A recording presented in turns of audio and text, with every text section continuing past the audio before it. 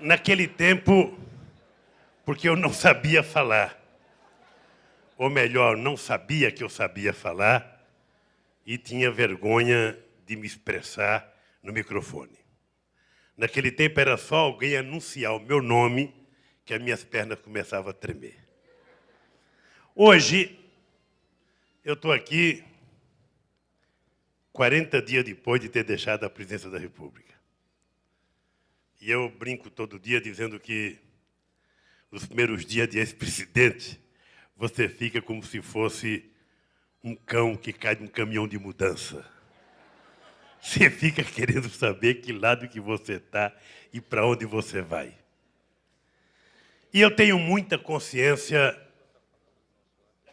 do papel que está reservado ao nosso partido, do papel que está reservado a mim e do papel que continua reservado aos partidos de esquerda no Brasil. Eu queria, portanto, começar cumprimentando o meu companheiro José Eduardo Dutra, cumprimentar o nosso querido companheiro presidente da CUT, cumprimentar o nosso querido companheiro Marcelo Deda, cumprimentar o nosso companheiro Agnello, nosso querido governador de Brasília, que está experimentando o sabor de governar pela primeira vez, nosso querido companheiro Eduardo Campos, parceiro de sempre nessa empreitada pela conquista de espaço para a esquerda, nosso companheiro Marco Maia, presidente, saído lá de Canoas dos metalúrgicos para virar torneiro mecânico. Percebe que os torneiros mecânicos estão galgando espaços importantes e ele ainda nem perdeu um dedo. Imagina isso.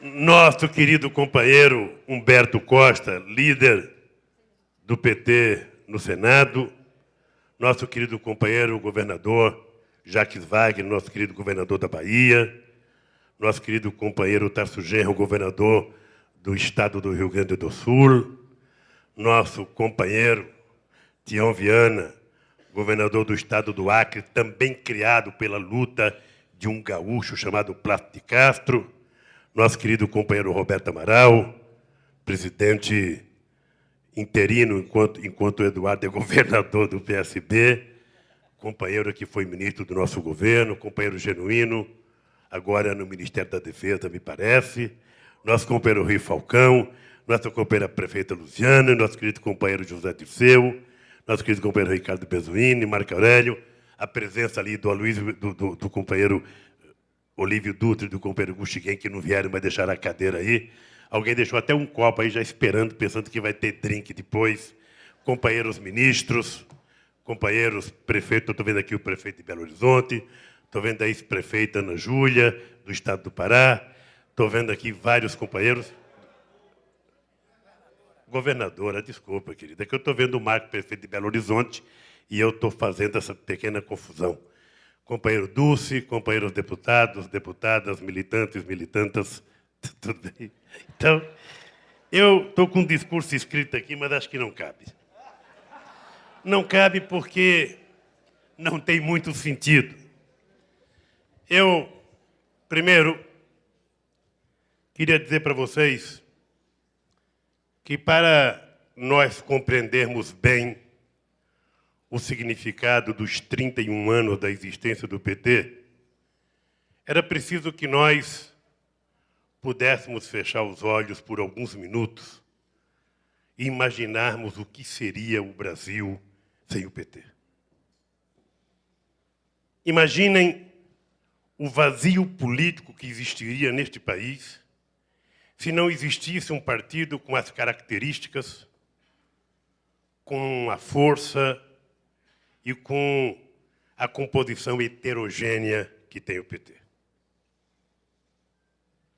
Imagina o que seria do movimento social se não existisse um partido como o PT.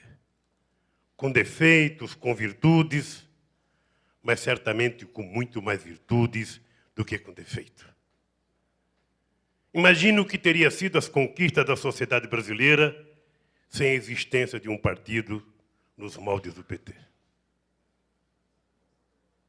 Eu Fico imaginando quando, em 1989 ou 88, aqui mesmo em Brasília, foi proposto que eu fosse candidato a presidente da República.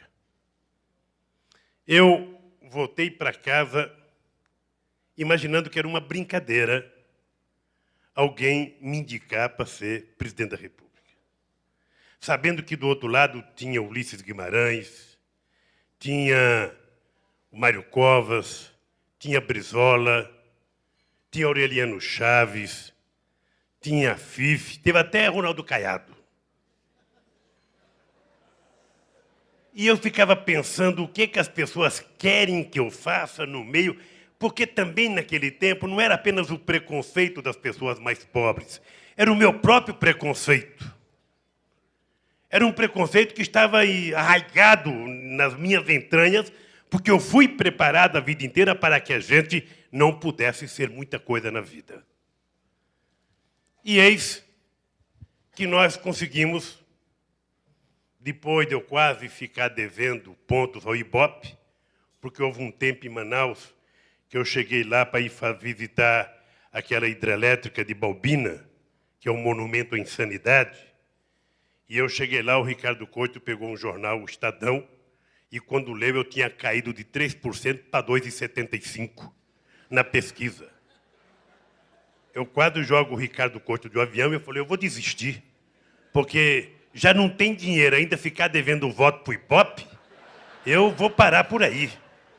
Para que eu quero ser candidato? Até que eu tomei consciência, meu querido João Paulo, e demarquei meu campo de classe. E por que eu demarquei o campo de classe? Era porque, como tinha muitos candidatos, eu tive que tomar a decisão, e foi uma decisão pensada, tomada junto com um companheiro que não está aqui entre nós mais, o companheiro João Amazona do PCdoB, de que eu precisava demarcar o discurso para um determinado tipo de gente, que era a chamada categoria organizada dos trabalhadores brasileiros. Era tantos candidatos que eu tinha que demarcar, eu tinha que escolher um público. E foi graças a essa demarcação do campo de classe, João Paulo, que nós fomos para o segundo turno com quase 17% dos votos. Mas antes disso, todos nós passamos um trabalho imenso para organizar um partido. Eu não me esqueço nunca, quando o pessoal ia no sindicato. Eu lembro que um dia eu estava no sindicato, Zé Eduardo, e chega 2 caboclos. Isso era mais ou menos 6 horas da tarde. Eu estou mais ou menos que nem os companheiros do governo. Se eu convido para reunir, ele fala, só depois das 6. Só depois das 7. No sindicato eu falava, só depois das 8 eu faço o PT. Até as 8 eu sou do sindicato. E chega lá 2 caboclos, um mais galego e um mais cara de índio mesmo, e queremos conversar sobre o PT. Eu falei, olha, eu não converso com o PT no sindicato. Depois que terminar o expediente, nós vamos no Bar do Gordo. O Bar do Gordo era o bar que a gente tomava uma 51 com limão e uma cerveja quente, que era mais barata. Aí eu fui conversar com esses 2 companheiros. Sabe quem era o companheiro? Nada mais, nada menos que o Chico Mendes e o João Maia, que tinham vindo do Acre para discutir a construção do PT. Mas aí eu comecei a conhecer os companheiros da esquerda. Genuíno, Zé Dirceu, Rui Falcão e tantos outros que me procuravam no sindicato e queriam uma discussão, Roberto Amaral, infindável. Queriam saber se o PT era tático ou estratégico, eu não sabia o que era isso. Eu só queria criar um partido, eles queriam que fosse tático ou estratégico. Aí eu lembrei de uma história de um companheiro militante de esquerda. Um companheiro militante de esquerda que era casado e tinha uma namorada. E esse companheiro foi chamado pelo partido e foi questionado pelo partido. Que história é essa de um militante revolucionário ter 2 namoradas? Eu falei, não. Uma é tática e outra é estratégica. Eu, se soubesse disso,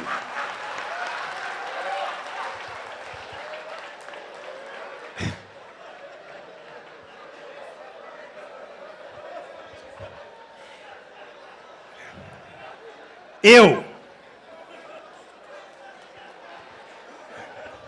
Eu, se soubesse dessas coisas, eu teria discutido com mais facilidade essa questão da tática ou da estratégia. Mas eu não sabia, então essas coisas demoraram um pouco mais. O dado concreto é que nós atravessamos momentos difíceis, tivemos experiências extraordinárias e depois que a gente fica maduro de barba branca como eu nem reclamo de ter perdido 3 eleições. Eu acho que as derrotas que eu sofri foi o tempo necessário para me calejar, para calejar o partido e para me preparar para ganhar as eleições de 2002 e a gente fazer o governo exitoso que nós fizemos. Eu espero que nunca antes na história do país, nunca antes, só depois do governo da Dilma, alguém tenha feito o que nós fizemos nesse país. Eu não vou ficar citando números, não vou ficar citando aqui o que foi feito, mas não tem um item que a gente possa comparar com qualquer outro governo antes de nós que a gente não tenha feito mais. E feito mais, eu diria muito mais. Numa demonstração de que nós estamos criando uma nova escola de governança neste país. Uma escola de governança em que não exista um governo que governe para 1/3 da população e o outro terço, os outros 2/3 são lembrados apenas nos dados estatísticos do IBGE. Uma governança em que leve em conta de que este país só será socialmente justo quando todos tiverem tendo condições de vida digna e decente. Vocês não sabem o prazer que eu sinto de ver pobre andando de avião. Vocês não sabem o prazer que eu sinto. Eu sei que tem gente que reclama esse tal de Lula, porra, vai pobre andar de avião, pobre tem que andar de ônibus ou de trem. E eu vejo eles entrar, eles não sabem nem sentar, não sabem nem qual é o procurar o banco, mas estão lá, sabe, estão lá. Ele não sabe o prazer que eu tenho, sabe, de ver, não tem mais carro velho na rua. Antigamente congestionamento era de Brasília velha quebrada. Agora é congestionamento de carro novo. E a gente nem pergunta se o cara é rico ou pobre. Ele é brasileiro e conquistou o direito de ter um carro. E os governantes, que me desculpem, os governadores, os prefeitos, que alarguem as ruas, porque o pobre vem aí. Cada vez mais carro, cada vez mais exigente e cada vez mais participativo. Pois bem, esse partido, sem querer ser melhor do que nenhum outro partido, talvez pelas características dele, porque veja uma coisa, Roberto Amaral, você e Marco Aurélio, que são grandes intelectuais, professores e catedráticos, não sei das quantas, qual é a diferença do PT dos outros partidos tradicionais? Qual é a diferença? É que, veja uma lógica fácil de compreender. Nos partidos tradicionais, se compreendia que a classe operária não tinha poder de liderança. A classe operária não sabia se autocoordenar, então tudo que ela fazia era espontâneo. Quem sabia fazer as coisas eram os letrados. Então se buscava gente na universidade para levar para dentro da fábrica. Eu era presidente do sindicato, de vez em quando aparecia figuras estranhas. Uma vez eu descobri que tinha uma militante que não era metalúrgica, porque eu estou no bar da tia. O bar da tia era um bar que a gente tomava uns goró no último andar do sindicato. E eu estou no bar da tia, entra uma companheira, moça jovem, no balcão, e fala, ô tia, me dá uma 51 com limão. Eu falei, pera, não é operária. Operária jamais pediria uma 51 com limão. Vamos ver de onde é. E aí fomos descobrir que era uma estudante de jornalismo de Curitiba que foi ser metalúrgica na Volkswagen em São Bernardo. A gente ia descobrindo as coisas pelo comportamento das pessoas. Qual é a diferença do PT dessa lógica política de trazer um estudante para ser um operário? É que o PT fez o operário virar estudante, fez o operário virar político, fez o operário virar presidente, fez o operário virar presidente da Câmara, e foi assim uma mudança de comportamento que nós chegamos. E é por isso que nós despertamos inveja. É por isso que nós despertamos ódio.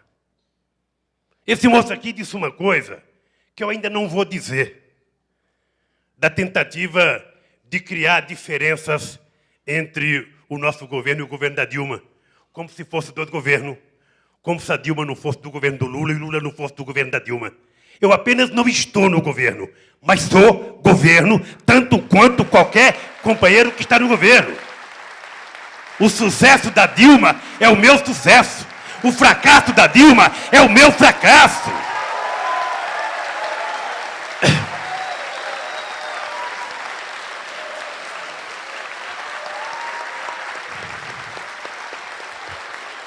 Então, o que a gente percebe é que essa gente, metida a ser informadores de opinião pública, não entende nada de psicologia.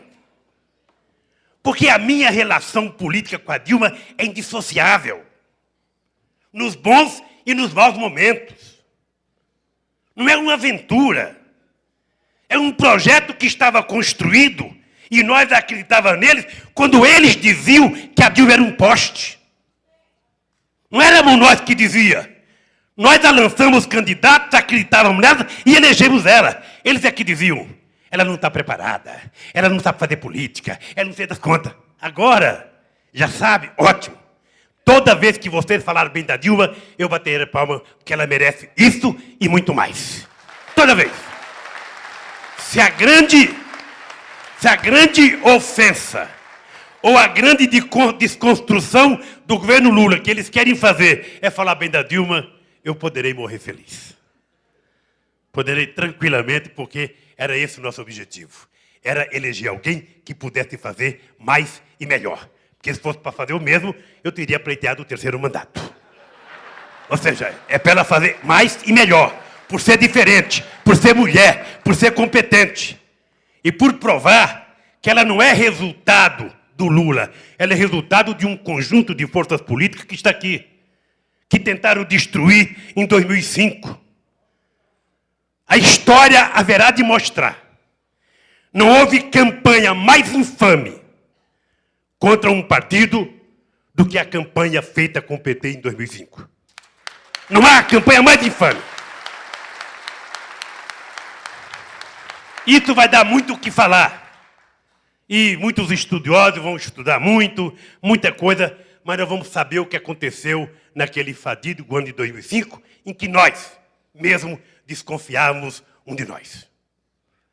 E eu queria dizer para vocês, nesse momento em que o PT completa 31 anos, nós temos que ter clareza quem são os nossos aliados, quem são os nossos adversários, e temos que ter mais clareza ainda, que quando um companheiro nosso tiver problema, e a gente tiver dúvida, na dúvida, a gente tem que estar com o companheiro da gente.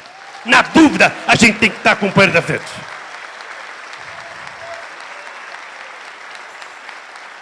Esse PT, que completa 31 anos hoje, deu uma lição a este país e ao mundo, no PED de 2006, se não me falha a memória, 2005. Quando vários companheiros meus diziam que esse partido tinha acabado, nós levamos mais de 360 mil companheiros do PT para votar. Porque as pessoas precisam compreender. Os deputados, o presidente, os governadores, os secretários, nós somos apenas a cara pública desse partido. O que eles não sabem é que a força desse partido está numa cara que vive no anonimato, em milhões de brasileiros, que nós nem sabemos o nome deles, mas que eles sabem que tem um partido que eles acreditam. Por isso, companheiros e companheiras, esses 31 anos, eu não sei quantas vezes na história da humanidade alguém conseguiu criar um partido em tão pouco tempo chegar ao poder. Não há muitas experiências bem-sucedidas desse jeito. Em apenas 20 anos a gente criar um partido do zero e em 20 anos chegar ao poder. Não existe essa experiência. E eu acho que nós conseguimos fazer um pouco de história nesse país. Acho que nós temos que exteriorizar e fazer com que essa experiência bem-sucedida seja socializada para que outras pessoas saibam como é que nós construímos. Nós estamos aqui com os companheiros da CUT, e eles sabem que, além de serem criadores do nosso partido, nós nunca os tratamos como correia de transmissão, e nem eles a nós. É uma relação de respeito mútuo entre nós. Somos companheiros, sabe? Somos companheiros nos momentos bons e nos momentos difíceis. Não me esqueço nunca do papel da CUT, da classe trabalhadora, sabe, na crise de 2005, quando fizeram um adesivo que marcou a minha vida, mexeu com Lula, mexeu comigo, e certamente aquilo mexeu com quem queria mexer na democracia deste país. E completamos 31 anos, eu diria, orgulhosamente. Orgulhosamente, nós estamos completando 31 anos de idade. É novo, isso para nós, na idade, parece velho. Mas para a vida política isso não é nada. Nós somos uma criança ainda. Tem muita coisa para acontecer e tem muita coisa para a gente fazer junto. A gente pode ter consciência de que nós somos mais importantes do que nós pensamos que nós somos. E, sobretudo, quando a gente... Eu não sei, companheiro Zé Eduardo Dutra, se você já leu o meu programa de governo de 2002. Eu não sei se você já leu o programa de governo de 2006. Eu estou dizendo isso porque nós fizemos mais do que o programa de governo. Talvez seja na história o único momento em que a gente fez mais do que aquilo que a gente queria fazer. A UNE, num congresso, numa universidade que nós inauguramos lá em Caruaru, o presidente da UNE reconheceu que tinha atendido tudo que ele tinha reivindicado, que era preciso construir uma nova pauta. O movimento sindical nunca teve a relação com o governo que tem conosco. E não uma relação de pedinte, uma relação de cobrança, uma relação de construção conjunta de propostas alternativas. Esse momento que nós estamos vivendo é um momento de reflexão. O que significa para o Brasil eleger a primeira mulher presidente da República desse país? O que significa para esse país eleger uma mulher que estava derrotada na década de 70 porque os militares a torturaram e acharam que era o fim da carreira política dela e do grupo dela. Acharam que tinha alijado essa menina da política brasileira. E 40 anos depois, essa menina é chefe, comandante em chefe das Forças Armadas Brasileiras e presidente da República deste país.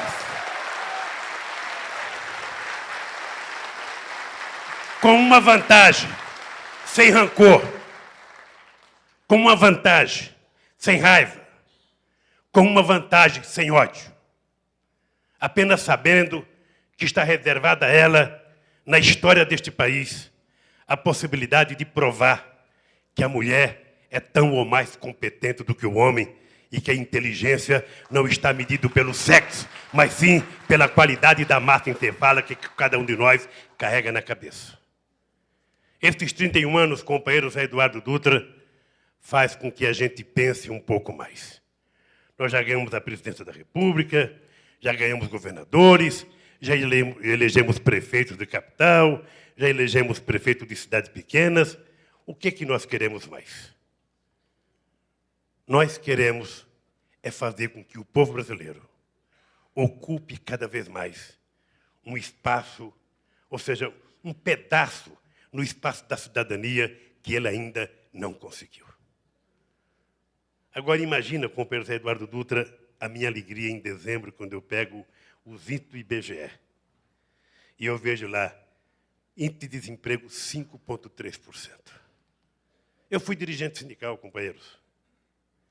E a gente imaginava que 5,3% de desemprego era coisa da Alemanha. Era coisa de gringo. Aqui era 15, era 20, era 18, 19, 24, 28. Quando fazia greve, aumentava para 26. E, de repente, a gente vê no Brasil 5,3. Na Europa, a média de 9,7. Só na Holanda, que tem 4,3. Nos Estados Unidos, quase 10. Na Espanha, 20. Em outros países, muito mais do que nós. Quem acreditava nisso? Vocês estão lembrados como nós fomos ironizados? Porque no documento de 2002, nós colocamos que o Brasil precisava criar 10 milhões de empregos. Não criamos 10, criamos 15 milhões de empregos com carteira profissional assinada. Não foram 10. E se Deus quiser, vai continuar criando muito mais. Porque não existe hipótese da gente melhorar a educação desse país. Não existe hipótese da gente melhorar a saúde desse país. Não existe hipótese da gente melhorar o atendimento à população se a gente não tiver investimento. E como o computador não conversa com pessoa, tem que ter gente para tratar com gente. Este é o país que eu tenho convicção que a companheira Dilma vai gerir nesses próximos anos. Esse é o país que eu tenho a convicção que o povo brasileiro quer que aconteça.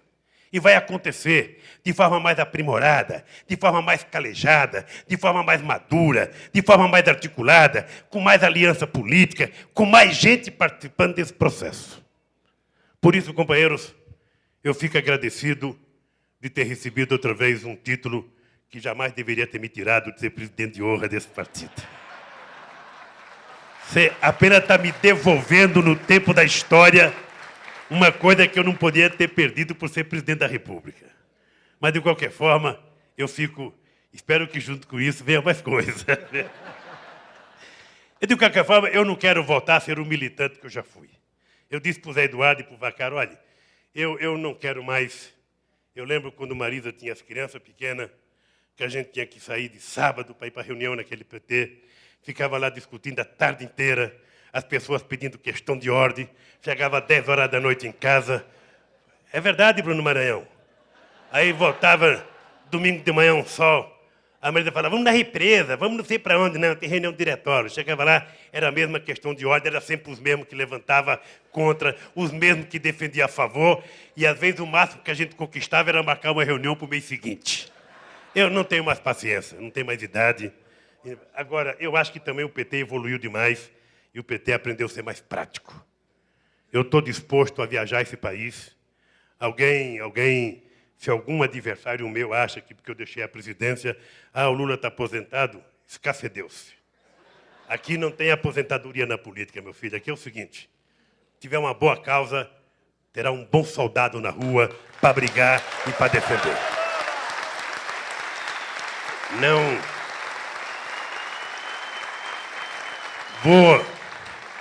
Vou continuar andando esse país, vou continuar vendo a Marisa brigar comigo por conta da minha agenda, e eu prometendo para ela que no ano seguinte eu vou parar de fazer aquilo, e assim já fazem 36 anos, vai para 37, depois para 38, para 49, ou seja, eu espero viver até uns 104, 105, sabe?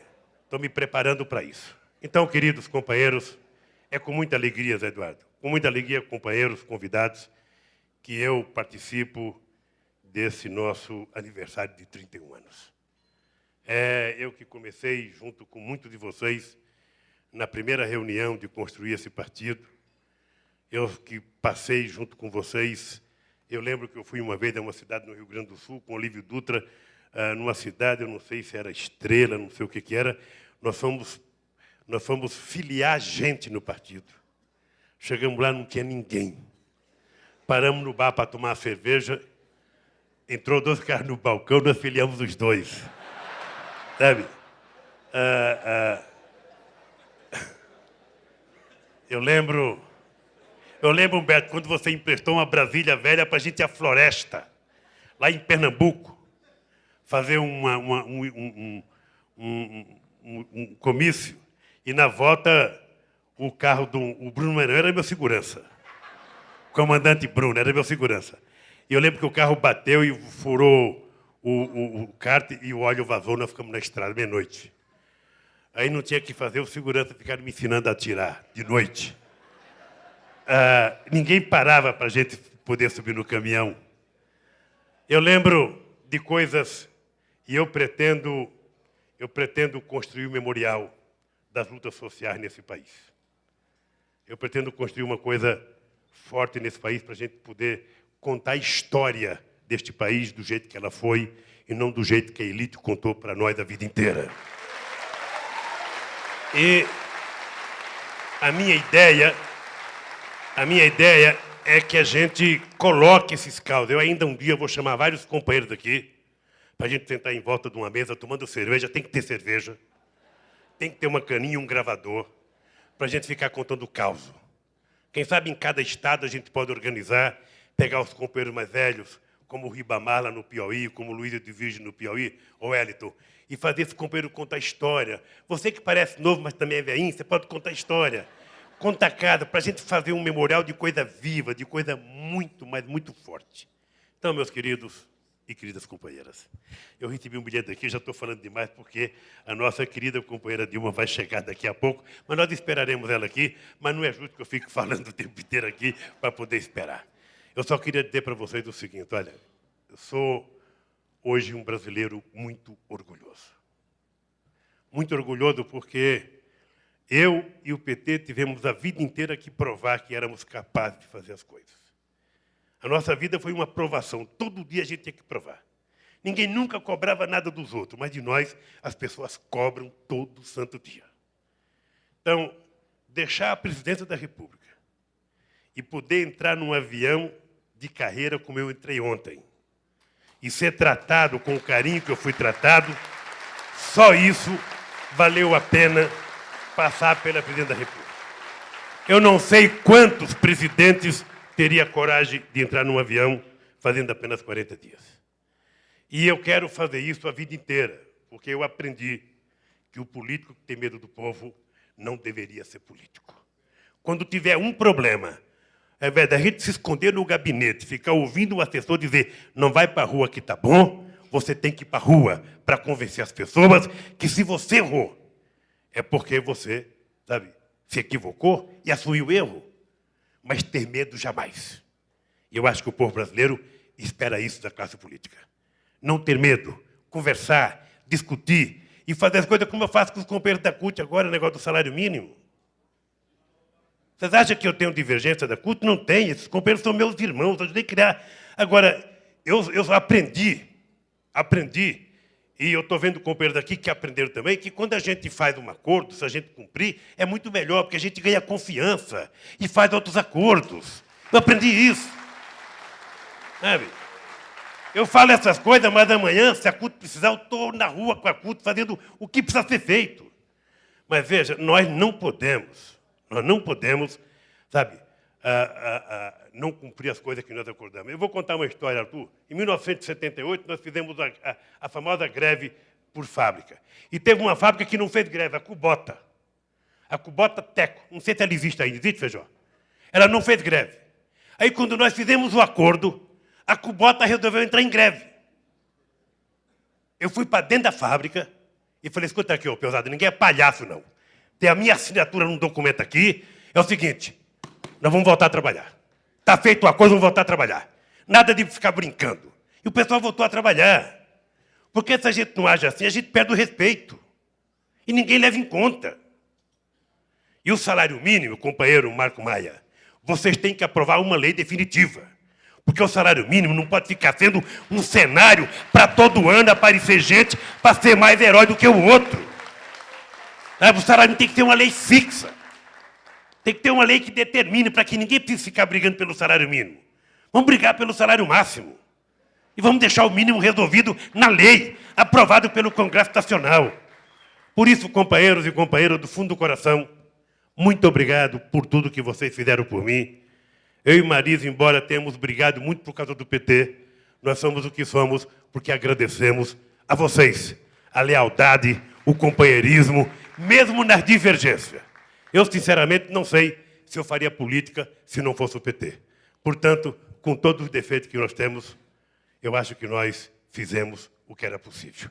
Agora, é importante, cara Eduardo, companheiros do PSB, companheiros do PT, que a gente comece a pensar 2012, ontem, não deixar para discutir 2012 quando todo mundo já tiver candidato. É importante que a gente comece a discutir o que nós vamos querer para 2012 agora. Não deixar cada um lançar os seus candidatos para depois tentar consertar, que nós sabemos que não dá certo. E nós sabemos que tem muita cidade em jogo em 2012.